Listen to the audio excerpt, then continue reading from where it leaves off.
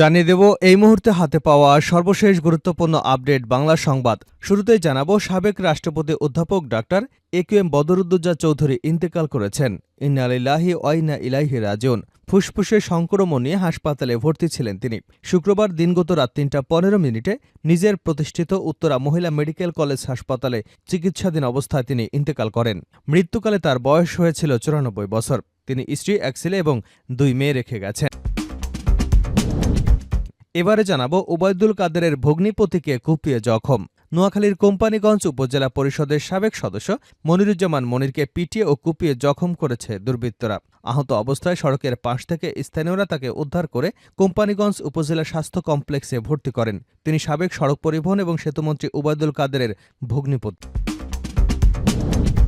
জানাবো শেখ হাসিনার সব অপকর্মের বিচার করতে হবে। জাতীয়তাবাদী স্বেচ্ছাসেবক দলের সভাপতি এস.এম. জিলানী বলেছেন, বিগত ১৭ বছর শেখ হাসিনা যে অপকর্ম করেছে সেগুলোর এখনও কোনো মামলা হয়নি। এই বৈষম্য করা যাবে না, তার সকল অপকর্মের বিচার করতে হবে। তিনি বলেন, আমাদের দাবি ছিল মানুষ দীর্ঘ ১৭ বছর ভোট দিতে পারেনি, সেই ভোটের অধিকার ফিরে দিতে হবে। দাবি ছিল বাংলাদেশের মানুষ পথে প্রান্তরে মন খুলে কথা বলতে পারবে, কিন্তু সেই কথা বলবার অধিকারও তারা কেড়ে নিয়েছে। মানুষের যে দাবি, সে দাবি আদায় করতে গিয়ে অনেকেরই প্রাণ দিতে হয়েছে। এর প্রত্যেকটি ঘটনার সুষ্ঠু বিচার হতে হবে। এদিকে বন্যার পানিতে মায়ের লাশের সঙ্গে ভেসে এলো শিশু। টানা ভারী বর্ষণ এবং উজান থেকে নেমে আসা পাহাড়ি ঢলে শেরপুরের ৩ উপজেলায় ভয়াবহ বন্যা দেখা দিয়েছে। এতে পানিবন্দী হয়ে পড়েছে শতাধিক গ্রাম। এর মধ্যে নলিতাবাড়ী উপজেলার এক নারীর মরদেহের সঙ্গে ভেসে এসেছে তার শিশু সন্তান। তবে মায়ের পরিচয় জানতে পারেনি শিশুটি। পাহাড়ি ঢলে এ উপজেলায় প্রাণ হারিয়েছে ৩ জন। এবারে থাকছে বেগম খালেদা জিয়াকে হত্যা চেষ্টায় শেখ হাসিনার নামে মামলা। বিএনপি চেয়ারপারসন খালেদা জিয়ার বাসার সামনে বালু ট্রাক রেখে তাকে মার্চ ফর ডেমোক্রেসি কর্মসূচিতে যেতে বাধা এবং তাকে হত্যা চেষ্টার অভিযোগে রাজধানীর গুলশান থানায় অভিযোগ দায়ের করা হয়েছে। এতে সাবেক প্রধানমন্ত্রী শেখ হাসিনা সহ ১১৩ জনকে আসামি করা হয়েছে।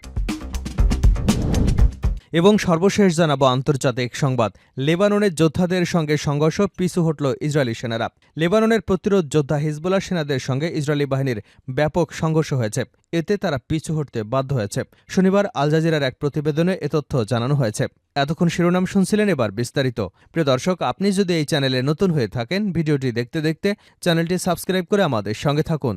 আর এই ভিডিও সম্পর্কে আপনি আপনার মূল্যবান মতামতটি কমেন্ট বক্সে জানিয়ে দিন। আর হ্যাঁ প্রিয় দর্শক, জানিয়ে দিন ভিডিওটি কোথা থেকে দেখছেন। সাবেক রাষ্ট্রপতি বদরুদ্দোজা চৌধুরীর ইন্তেকাল। সাবেক রাষ্ট্রপতি অধ্যাপক ডাক্তার এ.কে.এম বদরুদ্দোজা চৌধুরী ইন্তেকাল করেছেন। ইন্না লিল্লাহি ওয়া ইন্না ইলাইহি রাজিউন। ফুসফুসের সংক্রমণ নিয়ে হাসপাতালে ভর্তি হয়েছিলেন তিনি। শুক্রবার দিনগত রাত ৩টা ১৫ নিজের প্রতিষ্ঠিত উত্তরা মহিলা মেডিকেল কলেজ হাসপাতালে চিকিৎসাধীন অবস্থায় ইন্তেকাল করেছেন তিনি। বদরুদ্দোজা চৌধুরী প্রেস সচিব জাহাঙ্গীর আলম এ তথ্য নিশ্চিত করেছেন। তিনি বলেন, তার বয়স হয়েছিল ৯৪ বছর। তার স্ত্রী এবং এক ছেলে ও ২ মেয়ে রয়েছে। ফুসফুসে সংক্রমণ হওয়ায় গত ২রা অক্টোবর সকালে বদরুদ্দোজা চৌধুরীকে উত্তরা মহিলা মেডিকেল কলেজ হাসপাতালে ভর্তি করা হয়। সেদিন রাতে মেয়ে ডাক্তার শায়লা চৌধুরী জানান, তার বাবা আগে থেকেই ইসকিমিক হার্ট ডিজিজে ভুগছিলেন। অধ্যাপক বদরুদ্দোজা চৌধুরী ২০০১ সালের ১৪ নভেম্বর রাষ্ট্রপতি নির্বাচিত হন। রাজনৈতিক কারণে ২০০২ সালের ২১শে জুন রাষ্ট্রপতির পদ থেকে ইস্তফা দেন। বর্ণাঢ্য জীবনের অধিকারী দেশের খ্যাতিমান চিকিৎসক ও প্রবীণ রাজনীতিবিদ বি চৌধুরী ১৯৩০ সালের ১১ অক্টোবর কুমিল্লা শহরে প্রখ্যাত মুন্সেফ বাড়ি অর্থাৎ নানাবাড়িতে জন্মগ্রহণ করেন। বিএনপির প্রতিষ্ঠাতা মহাসচিব সাবেক রাষ্ট্রপতি অধ্যাপক বদরুদ্দোজা চৌধুরীর বাবা অ্যাডভোকেট কফিল উদ্দিন চৌধুরী কৃষক প্রজা পার্টির সহসভাপতি, যুক্তফ্রন্টের সাধারণ সম্পাদক এবং তৎকালীন পূর্ব পাকিস্তানের প্রাদেশিক মন্ত্রিসভার সদস্য ছিলেন। বদরুদ্দোজা চৌধুরী ১৯৪৭ সালে ঢাকার বিখ্যাত স্কুল সেন্ট গ্রেগরি থেকে প্রথম বিভাগে ম্যাট্রিকুলেশন এবং ১৯৪৯ সালে ঢাকা কলেজ থেকে প্রথম বিভাগে আইএসসি পাশ করেন। তিনি ১৯৫৪ থেকে ৫৫ সালে ঢাকা মেডিকেল কলেজ থেকে এমবিবিএস ডিগ্রি লাভ করেন। সব পরীক্ষাতেই তিনি মেধা তালিকায় ছিলেন। এছাড়া তিনি যুক্তরাজ্যের royal college of physicians London, Edinburgh এবং গ্লাসগো থেকে নির্বাচিত ফেলো, এফআরসিপি এবং বাংলাদেশের সম্মানিত এফসিপিএস। তিনি স্বাধীনতা পুরস্কার প্রাপ্ত এবং বহু গ্রন্থের প্রণেতা। বদরুদ্দোজা চৌধুরী মেজর জেনারেল জিয়াউর রহমানের অনুরোধে ১৯৭৮ সালে রাজনীতি শুরু করেন। তিনি মুন্সিগঞ্জের শ্রীনগর থেকে ১৯৭৯ সালে প্রথম সংসদ সদস্য নির্বাচিত হন এবং ক্যাবিনেট মন্ত্রীর দায়িত্ব পালন করেন। ১৯৯১ সালে তিনি দ্বিতীয়বার সংসদ সদস্য নির্বাচিত হন এবং প্রথমে শিক্ষামন্ত্রী, পরে সংসদ উপনেতা হন। 1996 সালে তিনি সংসদে বিরোধী দলীয় উপনেতার দায়িত্ব পালন করেন। সর্বশেষ 2001 সালে তিনি পুনরায় সংসদ সদস্য নির্বাচিত হন এবং একই বছরের অক্টোবর থেকে নভেম্বর পর্যন্ত বেগম খালেদা জিয়া নেতৃত্বাধীন বিএনপি সরকারের পররাষ্ট্রমন্ত্রী ছিলেন। সাবেক এই রাষ্ট্রপতি 2004 সালের 8 মে বিকল্পধারা বাংলাদেশ নামের একটি রাজনৈতিক দল গঠন করেন। মৃত্যুর আগ পর্যন্ত প্রেসিডেন্টের দায়িত্ব পালন করেছেন তিনি।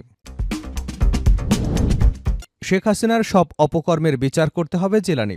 জাতীয়তাবাদী স্বেচ্ছাসেবক দলের সভাপতি এস.এম. জিলানি বলেছেন, বিগত 17 বছরে শেখ হাসিনা যে অপকর্ম করেছে সেগুলো এখনও মামলা হয়নি। এই বৈষম্য করা যাবে না, তার সকল অপকর্মের বিচার করতে হবে। তিনি বলেন, আমাদের দাবি ছিল বাংলাদেশের মানুষ 17 বছর ভোট দিতে পারেনি, সেই ভোটের অধিকার ফিরিয়ে দিতে হবে। দাবি ছিল বাংলাদেশের মানুষ পথে প্রান্তরে মন খুলে কথা বলতে পারবে, কিন্তু সেই কথা বলবার অধিকার আদায়ের আন্দোলনে অনেককেই জীবন দিতে হয়েছে। তিনি বলেন, অধিকার ফিরে পাওয়ার জন্য দীর্ঘ 17 বছর আপনাদের নিয়ে লড়াই সংগ্রাম করেছে, কিন্তু আপনারা দেখেছেন সেই লড়াই সংগ্রাম করতে গিয়ে বিএনপি নেতাকর্মীদের উপর কি পরিমাণ জুলুম নির্যাতন করা হয়েছে।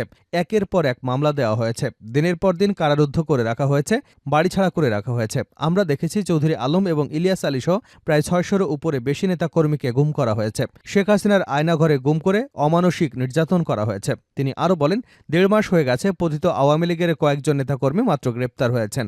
গত 2 দিন আগে দেখেছি নোয়াখালীর এক গডফাদারকে র‍্যাব গ্রেপ্তার করেছে। ওনার অবস্থা দেখে মনে হলো উনি কতদিন খায়নি, ওনাকে দেখে মায়া লেগেছে। কিন্তু আমরা এই নোয়াখালীর মাটিতে দেখেছি বিএনপি নেতাকর্মী যখন কারাগারে গিয়েছে, উনি নিজে গিয়ে জেলারকে বলেছেন বিএনপি নেতাকর্মীদের ডান্ডাবেড়ি পরাতে হবে, কিন্তু আমরা এ কাজটা করিনি। ওবায়দুল কাদেরের ভগ্নিপতিকে কুপিয়ে জখম। নোয়াখালীর কোম্পানীগঞ্জ উপজেলা পরিষদের সাবেক সদস্য মনিরুজ্জামান মনিরকে পিটিয়ে এবং কুপিয়ে জখম করেছে দুর্বৃত্তরা। আহত অবস্থায় সড়কের পাশ থেকে স্থানীয়রা তাকে উদ্ধার করে কোম্পানীগঞ্জ উপজেলা স্বাস্থ্য কমপ্লেক্সে ভর্তি করেন। তিনি সাবেক সড়ক পরিবহন ও সেতুমন্ত্রী ওবায়দুল কাদেরের ভগ্নিপতি। শুক্রবার বিকাল 3টার দিকে জেলার চরহাজারী ইউনিয়নের চৌরাস্তা এলাকায় ঘটনা ঘটে। আহত মনিরুজ্জামান মনির চর পার্বতী ইউনিয়ন পরিষদের 9 নম্বর ওয়ার্ডের মৃত আক্তারুজ্জামানের ছেলে। মনির স্থানীয় আওয়ামী লীগের রাজনীতির সঙ্গে জড়িত থাকলেও তার দলীয় পদবি জানা যায়নি। স্থানীয় সূত্রে জানা গেছে, মনিরুজ্জামান তার এলাকার সমাজের সভাপতি হিসেবে দীর্ঘদিন দায়িত্ব পালন করে আসছেন। শুক্রবার মসজিদে নামাজ পড়ে সিএনজি যোগে বসুরহাট যাচ্ছিলেন তিনি। এ সময় চৌরাস্তা এলাকায় তার সিএনজির গতিরোধ করে দুর্বৃত্তরা। পরে তাকে সিএনজি থেকে নামিয়ে এলোপাথাড়ি কুপিয়ে এবং পিটিয়ে জখম করে পালিয়ে যায়। আহত মনিরকে স্থানীয়রা উদ্ধার করে কোম্পানীগঞ্জ উপজেলা স্বাস্থ্য কমপ্লেক্সে ভর্তি করেন। পরে চিকিৎসকের পরামর্শে তাকে উন্নত চিকিৎসার জন্য ঢাকায় পাঠানো হয়। কোম্পানীগঞ্জ থানার ভারপ্রাপ্ত কর্মকর্তা কাজী মোহাম্মদ ফৌজুল আলম বলেন, বিষয়টি আমরা শুনেছি, তবে এ বিষয়ে কেউ থানায় লিখিত অভিযোগ করেনি। অভিযোগের ভিত্তিতে পরবর্তী ব্যবস্থা গ্রহণ করা হবে।